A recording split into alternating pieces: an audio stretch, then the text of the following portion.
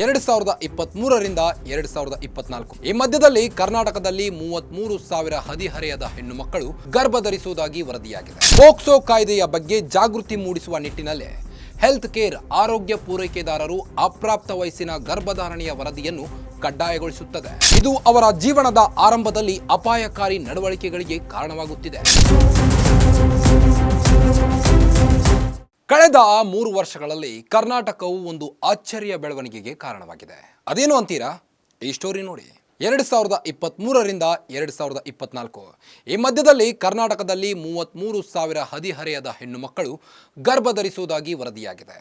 ಅದರಲ್ಲಿ ವರದಿಯೊಂದರ ಪ್ರಕಾರ 33,621 teenage girls ಗರ್ಭಧಾರಣೆಯಾಗಿರುವುದಾಗಿ shocking ಸುದ್ದಿಯೊಂದು ಬೆಳಕಿಗೆ ಬಂದಿದೆ. ಇನ್ನು ಜಿಲ್ಲಾವಾರು ವಿಶ್ಲೇಷಣೆಯ ಪ್ರಕಾರ ಬೆಂಗಳೂರು ಗ್ರಾಮಾಂತರ ಒಂದರಲ್ಲಿ 4,324 ಕೇಸ್ಗಳು ಪತ್ತೆಯಾಗಿವೆ.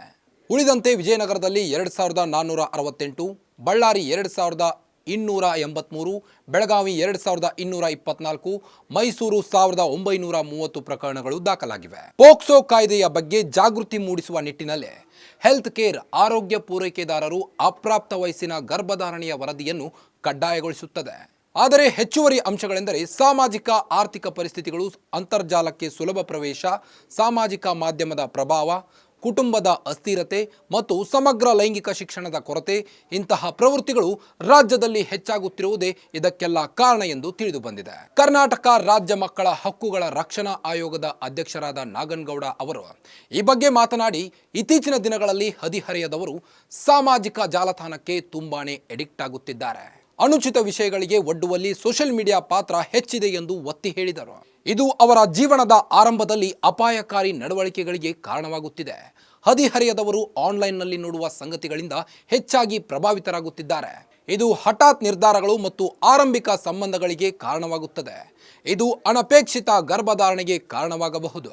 ಕೇಂದ್ರ ಆರೋಗ್ಯ ಮತ್ತು ಕುಟುಂಬ ಕಲ್ಯಾಣ ಸಚಿವಾಲಯದ ಅಡಿಯಲ್ಲೇ ಸಂತಾನೋತ್ಪತ್ತಿ ಮತ್ತು ಮಕ್ಕಳ ಆರೋಗ್ಯ RCH ಪೋರ್ಟಲ್ನಲ್ಲಿ ಡೇಟಾವು ವಾರ್ಷಿಕ ಹದಿಹರೆಯದ ಗರ್ಭಧಾರಣೆಯ ಪ್ರಕರಣಗಳಲ್ಲಿ ಏರಿಳಿತಗಳನ್ನು ಸೂಚಿಸುತ್ತದೆ. 2021-2022ರಲ್ಲಿ 11,792, 2022-2023ರಲ್ಲಿ ಇದು 13,198ಕ್ಕೆ ಏರಿತು. ನಂತರ 2023-2024ರಲ್ಲಿ 8,631ಕ್ಕೆ ಇಳಿಕೆಯಾಗಿದೆ. ಈ ಇತ್ತೀಚಿನ ಕುಸಿತವು ಜಾಗೃತಿ ಕಾರ್ಯಕ್ರಮಗಳು ಮತ್ತು ತಡೆಗಟ್ಟುವ ಕ್ರಮಗಳು ಪ್ರಭಾವ ಬೀರಲು ಪ್ರಾರಂಭಿಸಿವೆ ಎಂದು ಸೂಚಿಸಬಹುದು. NGOಗಳು ಮತ್ತು KSRPC ಸಹಯೋಗದಿಂದ 2025-2026ನೇ ಶೈಕ್ಷಣಿಕ ವರ್ಷದಲ್ಲಿ ಹೆಚ್ಚಿನ ಜಾಗೃತಿ ಕಾರ್ಯಕ್ರಮಗಳನ್ನು ಪ್ರಾರಂಭಿಸಲು ಸರ್ಕಾರ ಯೋಜಿಸಿದೆ. ಮತ್ತಷ್ಟು ಸುದ್ದಿಗಳಿಗಾಗಿ ನೋಡ್ತಾ ಇರಿ ಗ್ಯಾರಂಟಿ ನ್ಯೂಸ್. ಸುದ್ದಿ ಖಚಿತ, ನ್ಯಾಯ ನಿಶ್ಚಿತ. ಗ್ಯಾರಂಟಿ ನ್ಯೂಸ್, ಸುದ್ದಿ ಖಚಿತ, ನ್ಯಾಯ ನಿಶ್ಚಿತ.